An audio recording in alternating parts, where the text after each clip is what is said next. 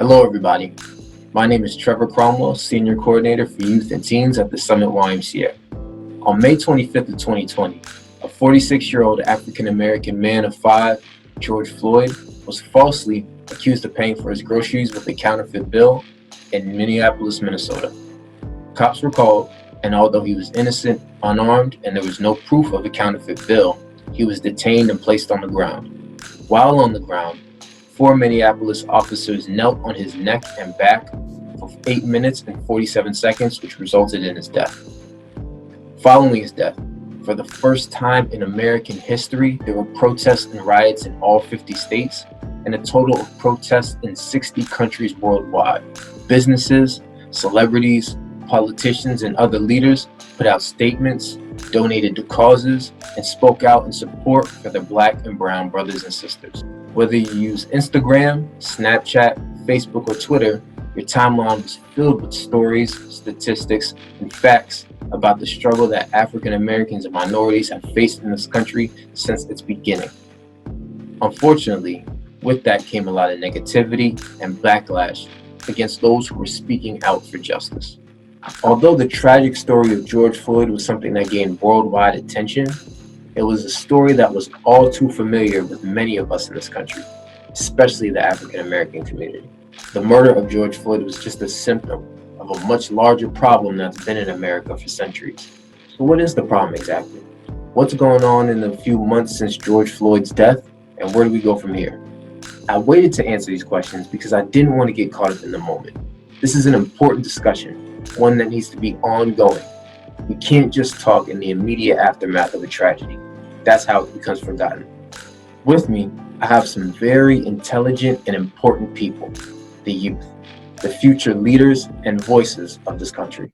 So I have 3 very special and important people with me. Not only are they special because they are gifted in their own individual ways, but they are important because they are the future leaders of this country. I have Michaela Curtis. She is a rising junior at Governor Livingston High School. I have Raina Smith. She is a rising 8th grader at Kent Place High School. And Tanaya Exom, who is a rising senior at Summit High School. How's everybody doing? How's everybody feeling? Good. With me now is a very insightful, intelligent young man named Gabe Augustin, who is an upcoming junior at Summit High School. Gabe, how's everything with you, man? I'm good. How are you, Trevor? Good, man. I can't complain. So it's been about 3 months since the murder of George Floyd, and this conversation is a lot bigger than just one person. But I think this particular incident spawns so many things, and it's one of the reasons why we're here today. So if we can get everybody's opinion, thoughts, feelings, and reflections since the murder of George Floyd, let's start with Michaela. So one thing that I thought of, like, when it first happened was how big of a deal and how big of an impact it made, because I was just so shocked, and the fact that it was on video and everything, and like my parents had showed it to me, and it just broke my heart, and it was just really unfortunate and unnecessary, I think. Raina, do you want to? I agree, and I think that I was also kind of surprised because I was pleasantly surprised because the entire world kind of started responding the way this has been happening for so many years, and I had never actually seen it I don't know, but blow up. I feel like I've never seen people take such of an interest in police brutality before, and I never really saw so many people get so outraged about it, and I was just, I feel like that really impacted me in a way, because that was a new thing for me. I've never seen that before, and I was just heartbroken, but also inspired in a way. Tanaya?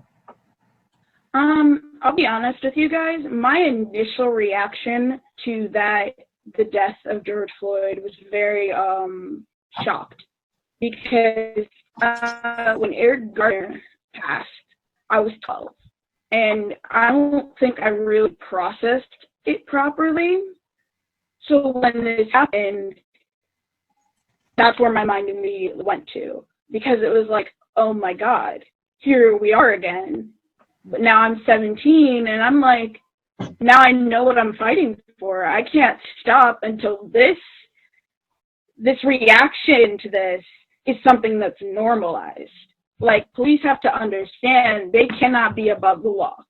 Like, it kind of, I kind of like clicked for me, like, this is the fuel of that fire passion I have for fighting for my rights, fighting for the rights of my people, because like, enough is enough. And this is where I draw the line. Yeah, overall, I feel like it's just crazy because the fact that people like us have to live in the fear of being simply threatened by law enforcement who's supposed to protect us, it's like sad that we're at this point as a society. We just have to be afraid and like watch our backs just because of the way we look. So, you kind of touched on something, Sanaya, that you referenced Eric Gardner. And Raina, you also mentioned that this has happened before. I just kind of want to go over a few things. So after George Floyd's death, there were protests in all 50 states. This is the first time that's ever happened. There were protests and demonstrations in over 60 countries around the world. As you guys know, streets were painted with Black Lives Matter. They renamed certain avenues. Businesses, celebrities, politicians kind of made statements in support of the cause and racial injustices. There even were some donations made, and whether you're using Instagram, Facebook, Twitter, timelines for I don't know how many weeks were filled with stats and facts about racism and injustice in the system. So you kind of already touched on it a bit, Raina, but if you could maybe go a bit more in depth, how did you feel about the world's reaction to this incident, maybe compared to others?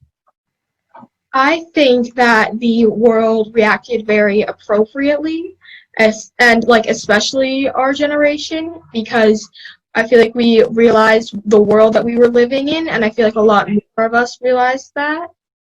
And I feel like a lot of people that couldn't relate really realized that America wasn't just all that mom and dad said it was, and that these things happen, and that it's completely, it's awful what happens. And they realized, and so many people just went out and marched and just showed that what happens in this country is not okay.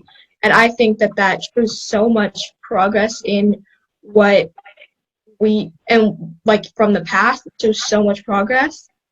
And like I don't want to say like it was a wake-up call, because like if it was, then this same wake-up call has been like ringing for so many years. But I think this was the event where the entire world finally stopped hitting the snooze button. Tanaya, do you think the world would have reacted differently if we were not in this whole quarantine of COVID-19? Because that's something that I personally struggled with. How many people were out there rioting because they were frustrated and maybe upset and financially hurting because of everything else that was going on prior to it? I feel like the reaction would not have been all that different, because Gen Z has always been known to be that very loud generation. We get pissed, and when we get pissed, we make things happen. Like that's, like, we're a very reactive generation. So I feel like we would have come out and we would have shown out. I feel like probably more people would have come out, because a lot of people still are afraid of the coronavirus. More would have come out and been like, you know what, enough is enough. We probably would have gotten a lot more of the high-risk crowd to come out if coronavirus wasn't a thing. I think I disagree a little bit, just because of the fact that I feel like there are a lot of people who are just bored, and like Gen Z is very reactive, but also we had nothing else to do. So the people who were sitting at home like by themselves on TikTok all day, once they saw Black Lives Matter stuff come up, or on Instagram all day, or or Twitter or something, and they see it come up and they want it to be a trend, which is like my biggest fear about this huge reaction, is that it's just a trend and that it's just gonna, because like now Breonna Taylor is not trending on Twitter. Now the For You page is not full of Black Lives Matter anymore. Like you have to be persistent and let it be a lifestyle and not necessarily a trend. And I feel like with the pandemic, it kind of amplified the reaction. But like once people get bored, the like some of them are gonna trickle away and it's gonna diminish back to where we were before. I agree because I think that actually I'm not completely sure, but I mostly agree because what happened to George Floyd was an atrocity, and I'm sure that people would have like noticed. But these things have been happening for so many years, and it hasn't in our generation. I don't know if it's just our generation, but I haven't seen like anything this big before. And like so many of these stories like haven't gotten told, and I think that yes, it did make a difference because like COVID like made the world stop, and I think so did George Floyd's death in a way. But I think because of COVID-19, I think that people finally had and took the time to see the world living in. I kind of just want to get your immediate thoughts. I know you're a sports dude. I know you play ball. So kind of get your thoughts on that at all these major sports protesting or refusing to play because of everything that's going on. Of course, of course. Like in my opinion, I feel like they're making a step in that right direction. However, at the same time, like when you look at the NBA, who is pausing the playoffs, I feel like that's not really going to do much because if you look at it from a certain viewpoint, it's not like the people in power, like the governments and what do you call it? Like just the people in higher power, Congress, government, change the laws. They're not going to really be affected by like athletes just deciding not to play. I don't think that'll have a major impact on their point of views. Later in the conversation, we'll get into exactly what you all feel needs to change in terms of police brutality and so many other things. George Floyd was, again, an incident of police brutality and racial profiling, much like Michael Brown, Eric Gardner, going back to Sean Bell and the Amadou Diallos of the world. But Michaela, in your opinion, what issues regarding racism, inequality, and justice need to be addressed besides police brutality? Because this was, again, this incident was more of a symptom or something that was built upon a foundation of many things. I think the biggest thing for me, at least, is I don't know. This is what I call it. I don't know if this is the right word, but generational racism that's like passed down from people's parents and grandparents and all that. Because like there are people my age that I know that are very racist, and they're not getting educated in school about things like Black Lives Matter, things like our rights as Black people. So I feel like education is a huge thing that could just help everyone in general just be better to each other, be better in the world, and it could change the world going forward because we would know what to do like around each other. I was going to say environmental racism is another big problem that we need to address because not only is it harming the communities, but it's contributing to like destruction of the planet. And I think like they know that they are like harming the planet and the specific communities that they are putting these factories in, so they choose to do it in our cities because like who cares about our communities? And I think that is another thing that really needs to change. I also think we need to make a safer space for kids who are Black and LGBTQ and kids who are learning disabilities and LGBTQ, because I'm both, and oftentimes I get picked on for being pansexual. I get picked on because I have dyslexia and different things like that.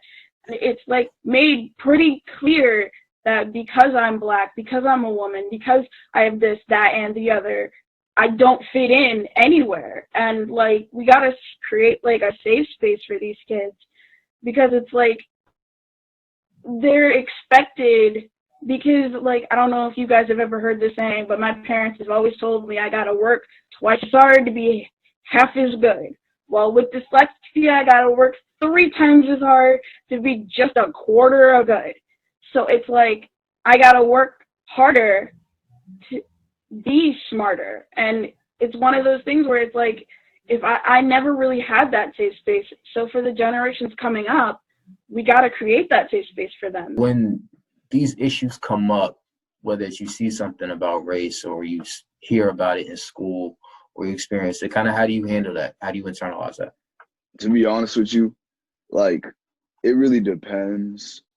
Like, if I'm getting looked at a certain way, I'll just ignore it, because it usually does not cause problems for me. So I just tend to just continue my day and act as if it's not going to bother me, because I don't really let that stuff get to me. I just mind my own business and try and get through everyday life the way I do. So yeah, I don't really like let it affect me.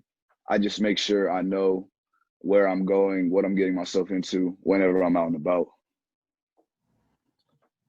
What do you think are, because again, you kind of alluded to, we're looked at as threats, we're looked at as targets, you get eyes looked at you like you're not supposed to be here. What do you think are some misconceptions of Black men in America? I think a lot of the times we're viewed as people who are angry, aggressive, violent. What do you think are some of the misconceptions of Black men in this A country? lot of misconceptions that I can easily name are that all of us are just like from bad neighborhoods, or like we do bad things such as like gang activity, like we are involved with drugs, things like that. Like a lot of stereotypes that people would think that you do.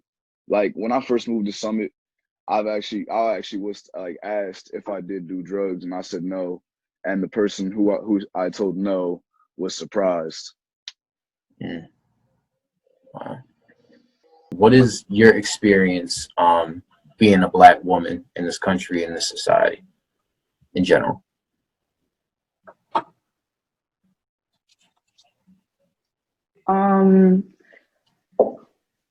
It's definitely the hardest thing I've done in my life, and I think it will be forever.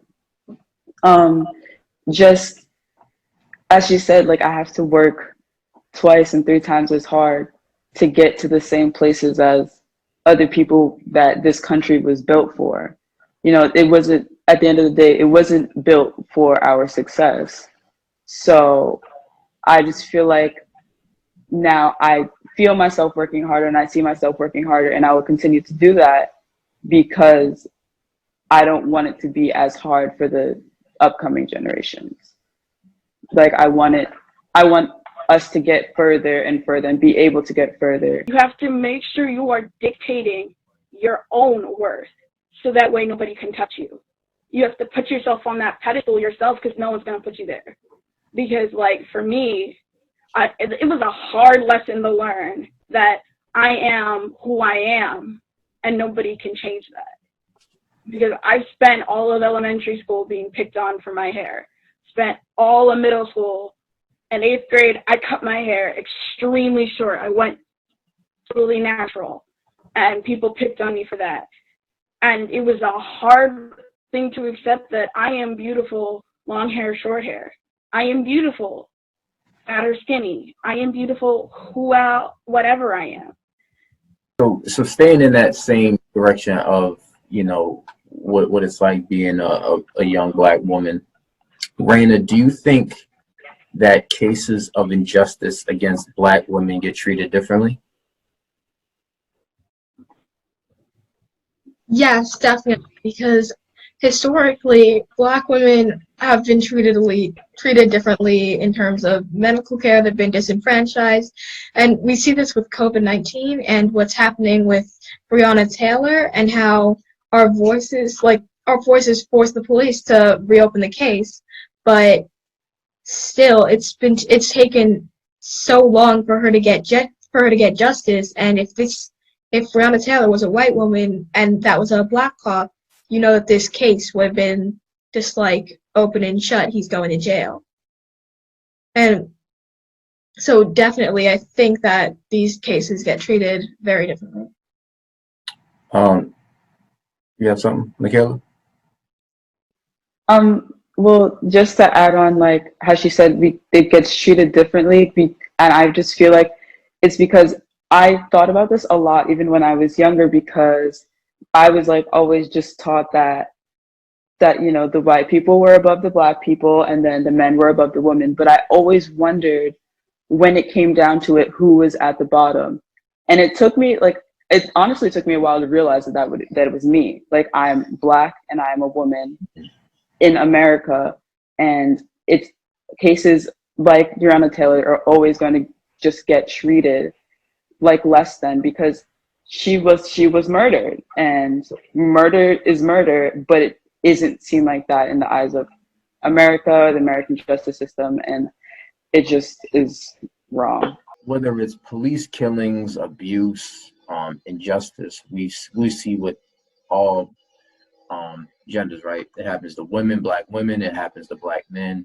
it happens to even our children, as somebody like Tamir Rice, who was only 12 years old when cops drove up and shot him because he was playing with a toy.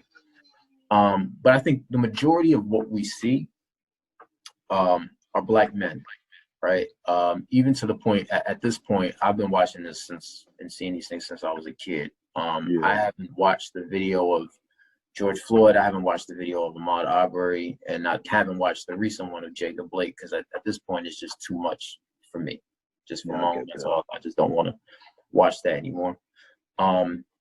As a young black king coming up, do you feel like black men are supported in society the way they should be? I feel like personally we aren't, because we can get praised for certain things, like whatever it is. If you are excuse me, if you are like a high achieving student, or you're like a star athlete or anything like that, you'll still be looked at as like a black man, and people will still stereotype you to an extent. So I feel like, no, it's not like the fullest amount of support that we could receive, but to an extent we are. I just feel like it's not like as much as we should be. To kind of stay on the avenue of you guys specifically, the three of you and myself as well, I went to Summit High School. We all currently are in or come from a predominantly white school. And that's an experience that I don't think gets talked about enough. So let's start with Michaela. I know you recently moved to Berkeley Heights from Queens, Yes. right? So I'd like to hear from everybody, but tell me what your experience is like in a predominantly white school as an African-American woman. I think my experience it's interesting to me because I've seen all different sides, because when I went to elementary school, I was in a fully black school. I haven't seen a white girl there in like ages.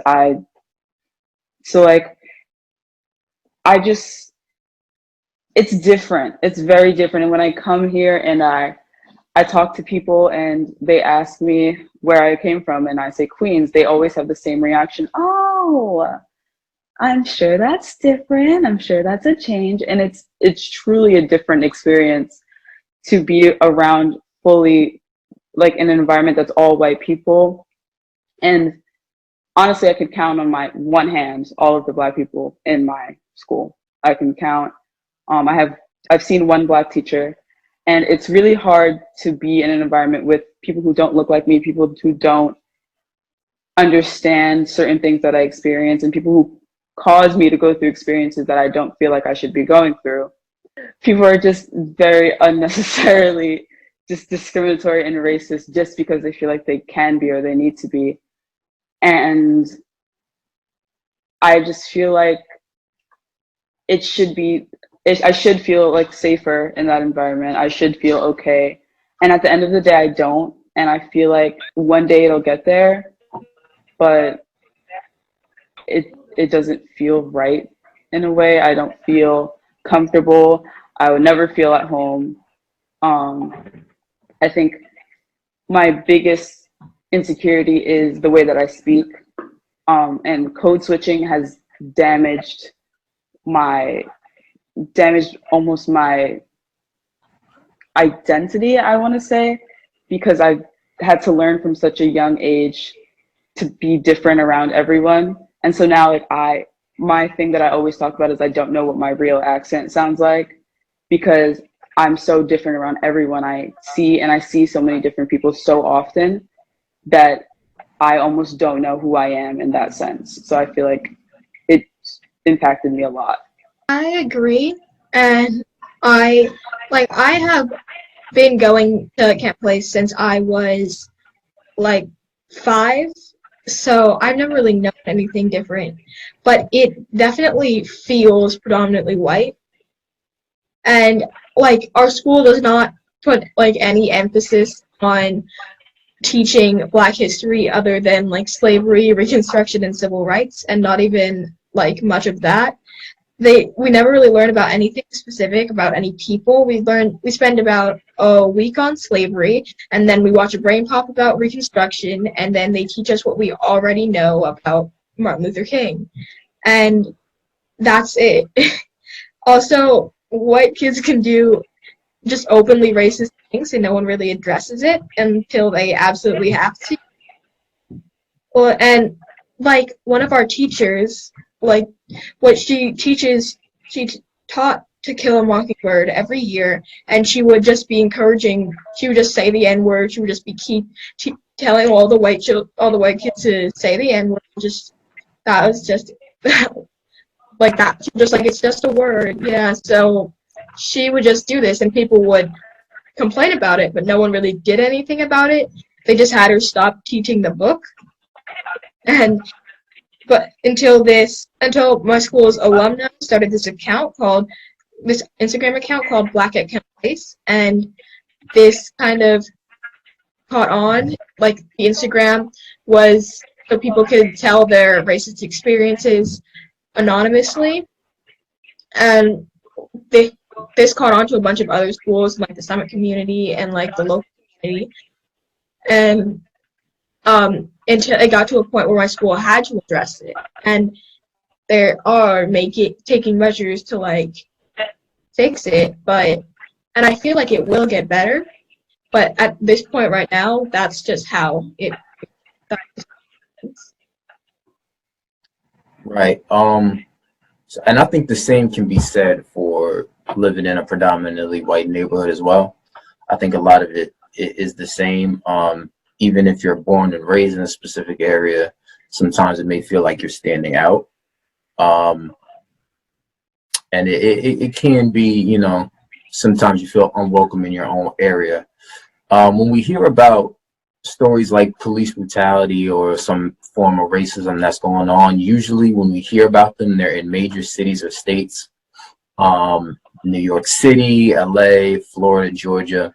But when it comes to these kind of things, injustices or racism, police brutality, harassment, whatever, it happens everywhere all the time. And I think a lot of people who don't have to experience it don't quite understand that.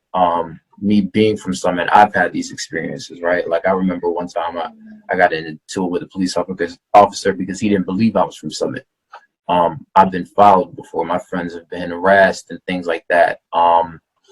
So does anybody else, again, you don't feel pressured, does anybody else want to share a specific incident that maybe they had to go through? Yeah, my freshman year, some of the popular kids from Mountainside, because my school is like a Mountainside, Berkeley Heights, so both of our towns come together at one high school, and they went on a ski trip, and I saw it all over like Snapchat or whatever, and I was cool because I didn't know them, so I didn't care. And I got a call from my blocked number, and it was like maybe 9-10 o'clock at night, and I knew they were all together because I had two friends that were there. But I remember I just picked up the phone because I I honestly don't even know why. Because they called twice. That's why I picked up the phone. They called twice and they just screamed the N-word with a hard R for like 30 seconds straight and then hung up the phone. And so I was just kind of like, I didn't know what to do with that. I didn't know how to react. I didn't know how to feel because what was it? And I didn't even know it was somebody from my school until there's another girl who's half black. She's very white passing, looks completely white, but she's half black. And they called her, but they said something different. They were like, "You're half black, right? So you can say it. Like say it for us so we can hear you because you're half black." Because they were like basically telling her that she's not black enough and that she should say the N-word just to like prove to them that she's black. And at first I didn't say anything to anyone. I found out who it was. That kid is probably still scared of me to this day because I just look at him and he knows that I know. And I just nobody like no administration has done a single thing. They all know. No one's done anything. My mom has told like the school about it and they were all just like, "That's super hard for her. So sure she's going through a lot." And like that was it. That like I had one other incident with something like somebody sent me a meme with the N-word and it was like a wanted poster. And the only thing that really made somebody do anything about it was that girl called the cops on me because I said, like, after she sent me that, I was like, I got upset and I was like, "Why would you do that? Like what's wrong with you?" She's like, she was upset that I had a reaction and she got scared. So she called the cops and that the cops were involved, but she didn't tell them anything she did wrong. So once the Berkeley Heights police found out what happened, they didn't want that. So they were just like, "Yeah, you're right. We're sorry." That's it. I didn't get in any trouble, but neither did she. And it was just kind of like a slap in the face. Like, "We're so sorry that all these things happened to you." And that's it.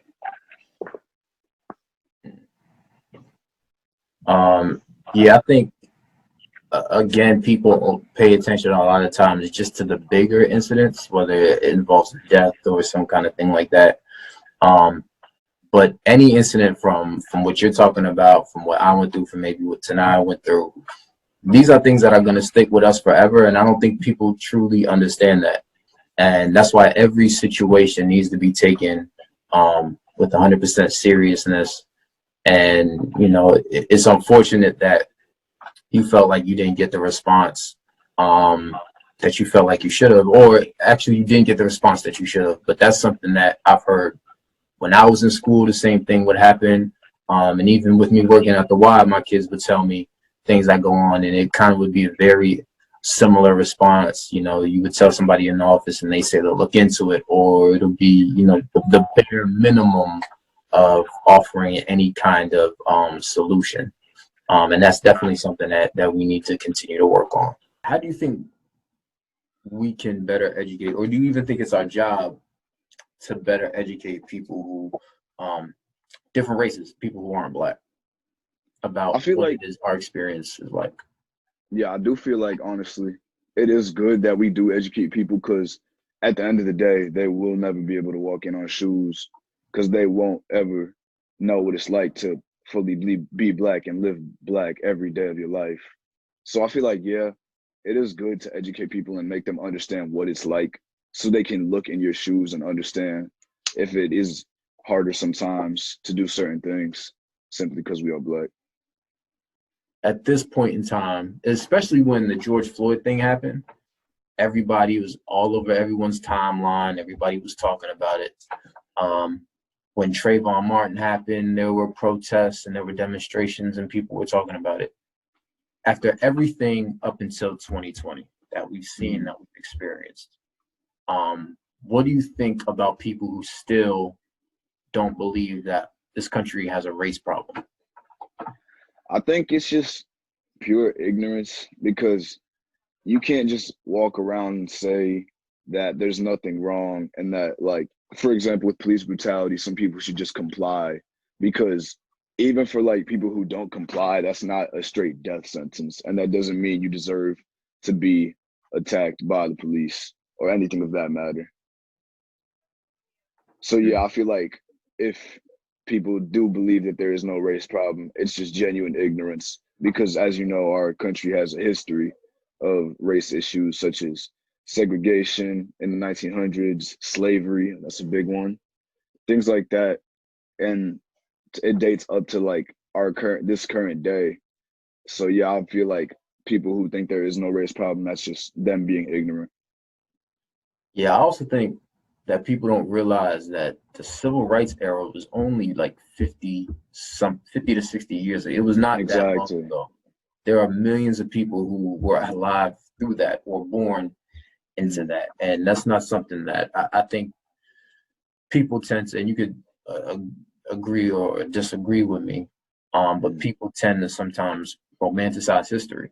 Like as soon as Martin Luther King died, everybody was just kumbaya, and No, that's there's not how no it racist happened at all. people alive. Yeah, it's crazy how people tend to rewrite history. But Exactly. it's kind of to get back to the George Floyd and the whole movement and everything that's been going on. Black Lives Matter is obviously a phrase or saying that has been at the center of all of this, and it's actually something that became popular, to my knowledge, around the time of Trayvon Martin's death and Eric Gardner and Michael Brown's death in 2012, between 2014. Raina, in your opinion, why are there people who get offended when they hear the phrase Black Lives Matter? When people get offended by the phrase Black Lives Matter, they think it means only Black Lives Matter, or that white lives don't matter, or Black Lives Matter more than everyone else's. But they don't get that it means Black Lives Matter just as much as everyone else's, and all of these lives matter, and our lives matter just as much as yours. But they're not getting treated like they do. So it's like telling people to treat them like they matter when they're not doing that already. It's not that they matter more than anyone else is. It's not that they are being treated like they don't matter at all. They do. So we tell them that. So I think that's very easy to understand and comprehend. For whatever reason, there are people that refuse to accept that ideology. So Tanaya, at this point in time, when people get offended by Black Lives Matter, do you care to help them understand what it means? And if you were going to, what would you say to them to help people understand what that means? Well, first they have to be like willing to listen, because there are a lot of people who are just like, all lives matter, and then shut down.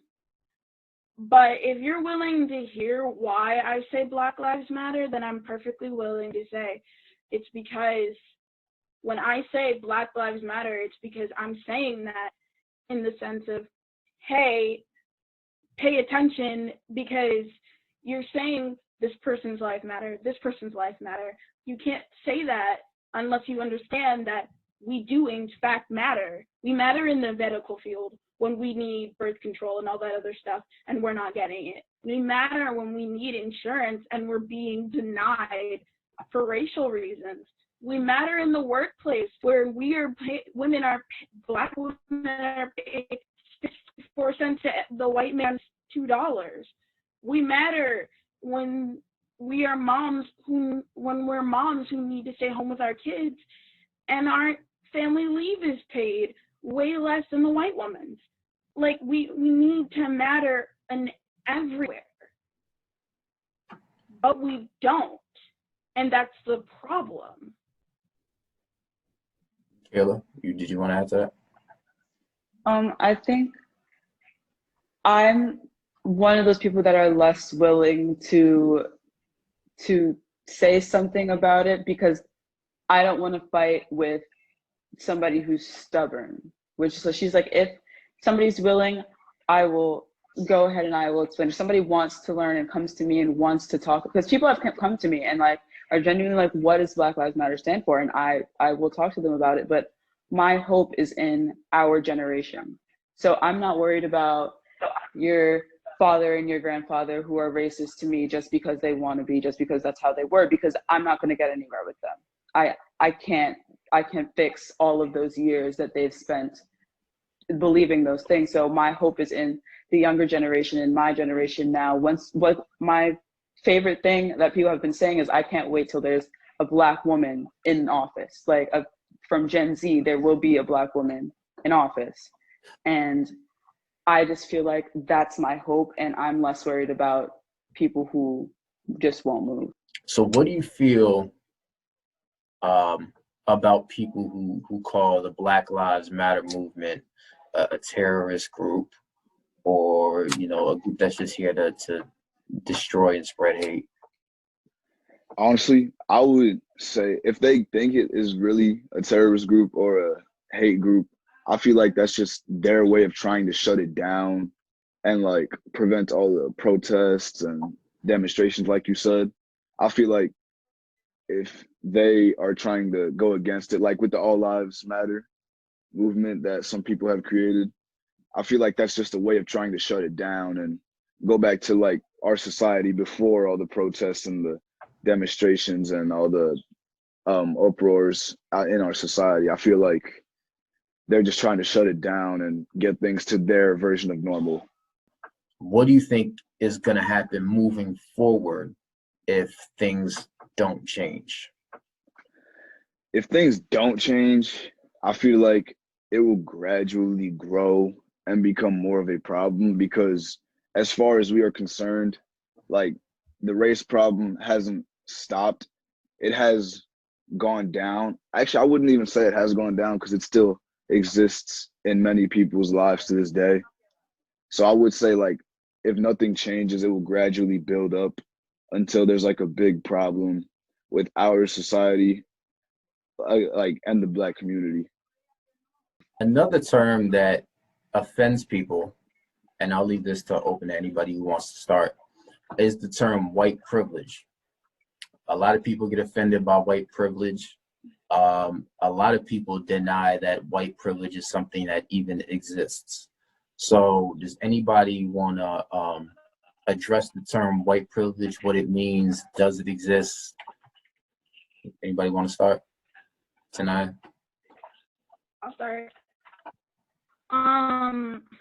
Well, white privilege is like living in this bubble where you don't, sometimes, like, people don't even see they can get on the level in life.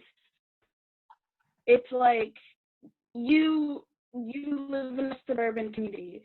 You get to go to the better schools. You get the better textbooks. You get the better, Chromebooks, good Wi-Fi. You get to live in a home where Wi-Fi is at home and at school. You get to go to a good college where you have a good chance of getting in. And then, like, a lot of people will say, oh, well, my kid would get in easier if they were colored. And I'm like, I don't think so. Because, yes, while they have a quota they have to fulfill, there's still this whole other, like, thousands of students to fulfill that is oftentimes fulfilled with white kids. And they get offended when you say, check your privilege, because they don't understand that when we say check your privilege, it means count your blessings. I also feel like white privilege, at the very least, is just because this country was built for them. So I just feel like to deny that white privilege exists completely is absurd, because, like, they're like, well, my ancestors, like people who fight for the Confederate flag, they're like, well, my ancestors fought and they did X, Y, and Z, and this flag represents my heritage. And I'm like, this country was built for you. You're allowed to do that, because everyone's just going to be like, yeah, well, sure, I guess, like, they were in the war or they did whatever. And I just feel like at the very least, you have to know that this country was built by you, for you. It was not built for our people. So you're privileged to be in a system that was shaped for you. I completely agree. And I would define white privilege as white people getting an advantage over black people or just people of color in general specifically because of their race. I feel like people take it like white people don't have hard lives. I'm not saying that just because you're white, your life isn't gonna be hard at all, that you're not gonna go through like struggles in your life. I'm just saying that your race isn't one of the things making your life harder. And that you are going, and the things that are making, and the people whose race is making your life harder. Like you're not one of them. And you can't just say that we are getting things because we are black or because we're a person of color, because that's just not how it works. I think we'd be here all day if we came up with a list of things that need to change in society, that needs to change in the government, in the police department, whatever that may be.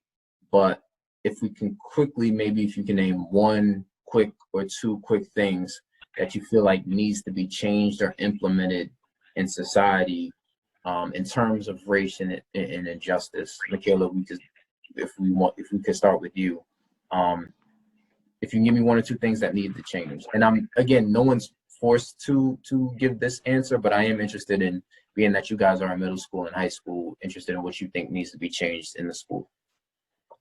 I think my biggest thing that I want to see is education, and not just learn Black history, but to normalize Black history, because I feel like it's one thing to be like, oh, it's Black History Month, here, learn about Black history. Then just let it be history. Like let our history classes teach both Black history and white history or whatever history, and just let it be a normal thing for us to learn about, because I almost hate when we're in Black History Month and then all the teachers like rush and scramble and like go get their file cabinet of like their 3 papers of Martin Luther King or something like that. I just think it's kind of bogus and just kind of fake to be like, well, now I have to teach you Black history. I want it to be a normal thing that we always learn and that it just keeps going forever. Raina? I agree completely, and I also think that we need more. I barely see any Black teachers. I could probably name like 2 in my school, and more Black doctors, and just more Black women in office and in these positions where we can make things better for us, because in the issues where it needs to be better for us. Yes, we need more Black people in these positions. That's just, and more women and more just minorities in general. We need more representation. Yeah, I think if I could just add my 2 cents, I agree with everything you guys are saying, and I think that people, I don't think, can understand how beneficial it is to have somebody that can relate to you, to relate to your struggle, to relate with what you're going through.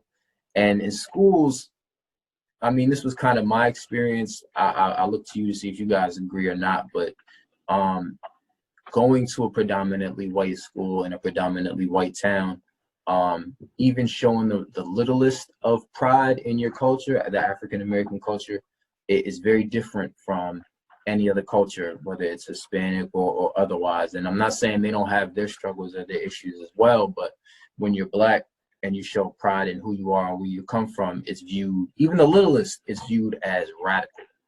And I think that causes all types of issues.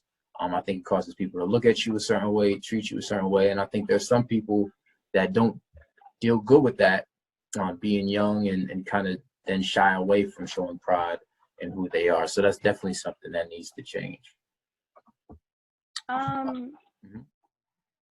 I feel like if we had more Black counselors at school, a lot of kids wouldn't be so afraid to open up about things that are going on in their households. Because a lot of times kids get stereotyped as this or that or this. Like, why are you having so many problems in school? Like, maybe they're having problems at home that are translating over into the school life, and they don't know how to separate the two, or they don't know how to deal with stress at home, or they're one of the kids who have to take care of everybody else in the household, so they don't have time for it, and they don't know how to open up about this because they're sitting in an office with somebody who's never ever been where they are, where they have government that look like us, and more people there. People will start to understand our viewpoint, and we won't be seen as radical for having pride in who we are in these predominantly white areas. Because, well, if Senator so-and-so says they have pride and they wear this and they wear that, why is it so weird that so-and-so does? When it comes to whether it's just motivation, inspiration, whether it's education about racism and the history of Black people, who do you go to, or who do you receive your information from? Because personally, like I went through the Summit school systems, and even though they teach you a little bit here and there, they really don't teach you as much as I feel like they should. So who do you exactly? They don't get too much into it.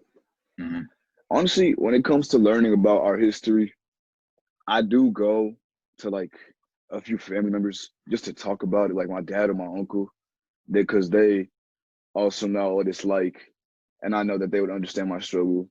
And I really just go to anybody who's like older that would understand. Like some of my older cousins, I know what they've been through is similar to what I've been through.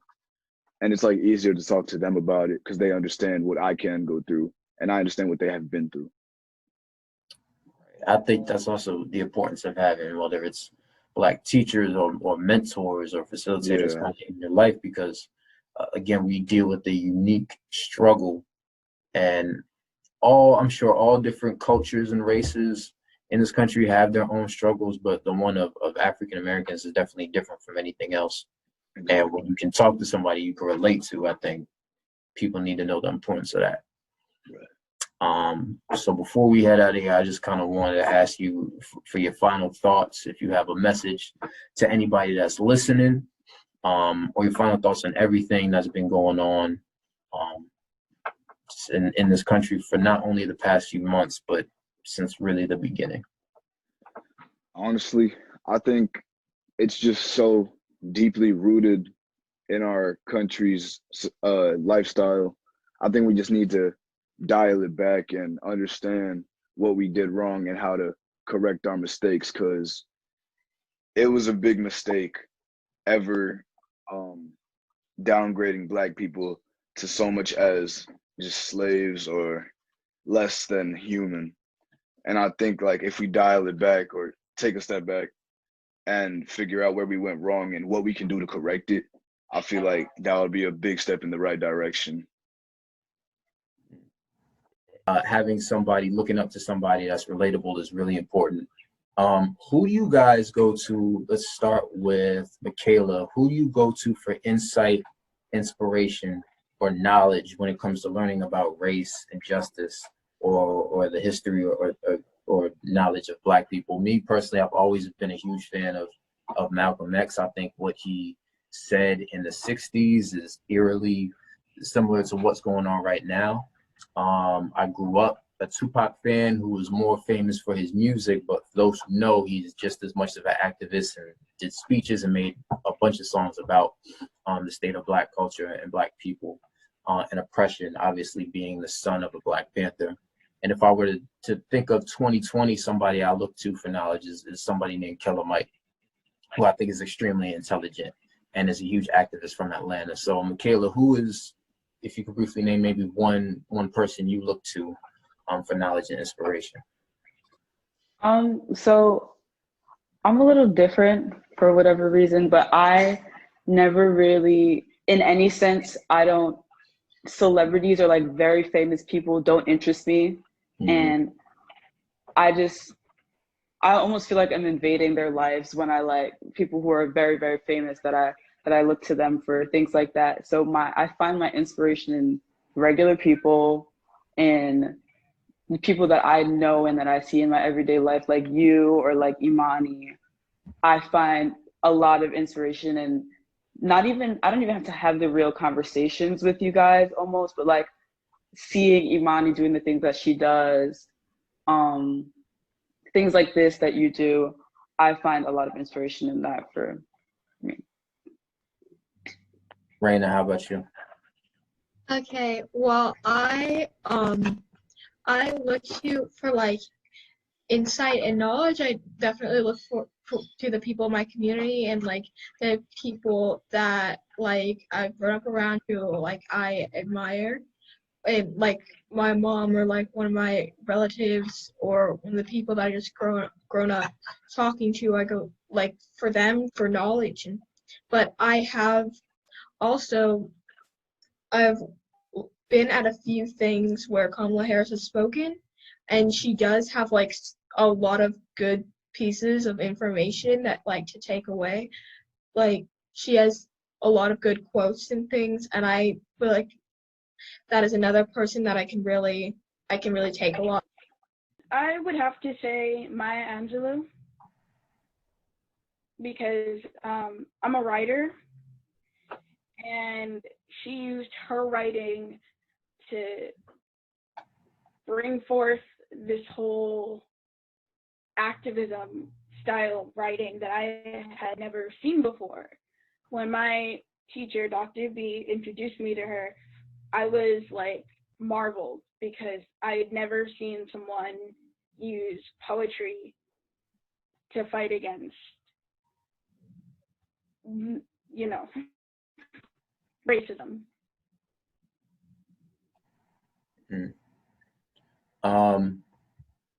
All right, so the last question I'm going to pose to you guys is, you know, when I first opened up, I talked about how so many businesses and organizations were donating to certain causes and making statements about, you know, standing in solidarity with African American people.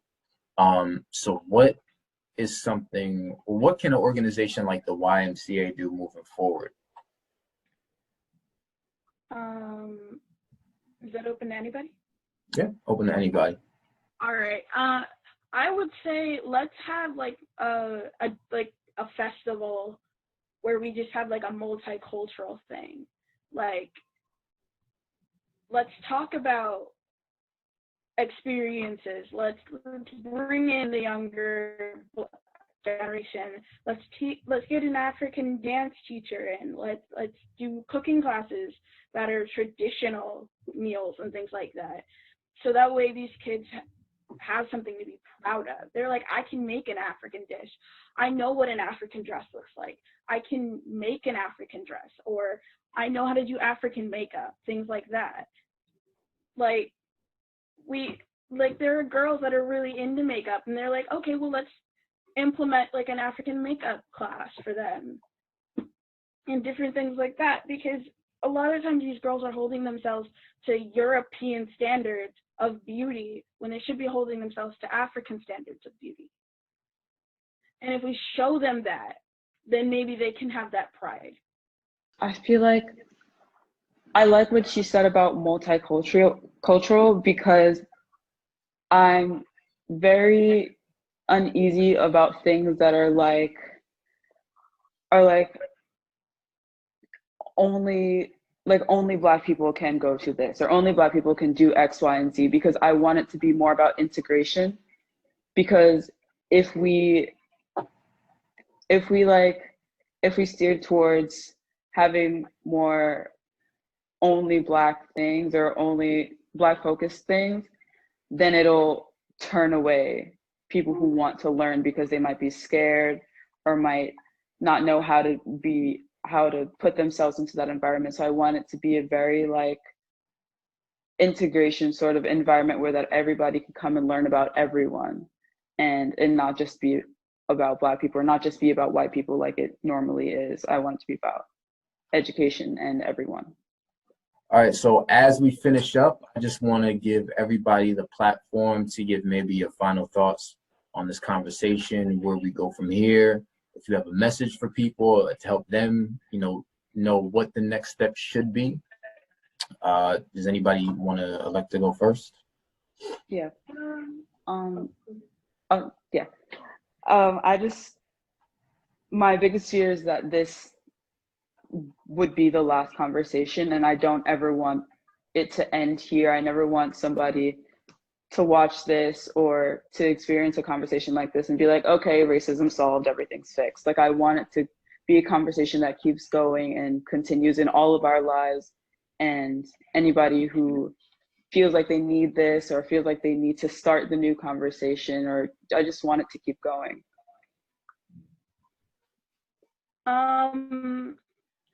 My message would be all Black lives matter, not just regular, straight, like heteronormative Black people. LGBT Black lives matter. Special needs Black lives matter. Literally everybody. And if you're old enough, go out and vote. If not, bug everyone around you, vote, please. We need votes. Probably I would tell people that we are the instruments of change, and that as long as we keep fighting, then we will achieve like equality. Like we can achieve these goals, but we just need to keep fighting and keep this conversation going, and just don't forget. Don't let this like die out and be a trend. Just don't let it be just like let the For You page go back to normal and just go back to your lives just until the next thing happens, and then it's the same cycle over and over again. Like, keep this going, make sure that this ends, and just keep making change and striving to be the best that you can be. Yeah. All right. Again, I want to thank you guys for joining on the panel and taking your time out of your busy days. I definitely think you guys gave whoever's viewing this a lot of knowledge and a lot of insight to go on. And again, you guys are next up when it comes to the people who will be leading this country and making decisions.